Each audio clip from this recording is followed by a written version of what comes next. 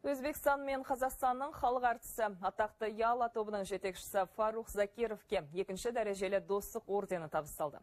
Еске салайық, әншінің 80 жылдығына орай президент Қасым-Жомарт Тоқаев екі елдің мәдени саласына қосқан елеулі үлесі үшін Фарух Закировты мемлекеттік орденмен наградтаған болатын. Қазақстанның Өзбекстандағы елшілігінде өткен іс-шарадан Дулат Нуркин жалғастырсын. Фарух Закиров өнерлі отбасынан шыққан, ата-анасы мен ағалары Өзбекстанның халық әртістері, ал күміс көмей әншінің ағайын туыстарынан.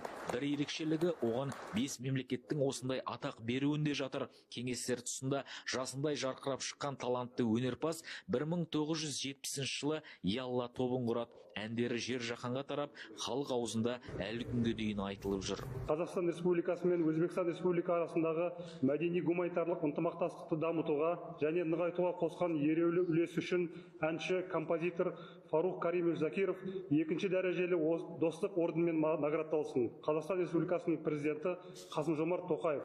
Фарух Закиров жуырда 80-ге толды. Әншіге әлемнің түкпір-түкпірінен құттықтаулар мен марапаттар әлі де келіп жатыр. Ал бауырлас қазақ президенті құрметтеген мемлекеттік награданың орны бөлек дейді ол. Себебі халық әртіс атағын 1995 жылы алғашқылардың бірі болып Қазақстан берген. Өзбекстанмен қатар Қазақстанның халық әртісі атағын қоса алып жүремін. Бүгінгі мемлекеттік награданы Қазақстан Республикасының құрметті президенті мерейтойыма орай марапаттап жатыр. Бұдан асқан бақыт бар ма дерсің? Бұл жауапкершілігі үлкен награда. Екі елдің достығына қосқан үлесімізді бұдан да үлкен ынтамен жалғастыра беремін. Биыл Ялла тобының құрылғанына 55 жыл толады. Атақты топ әлемдік турнеге шығуды жоспарлап отыр.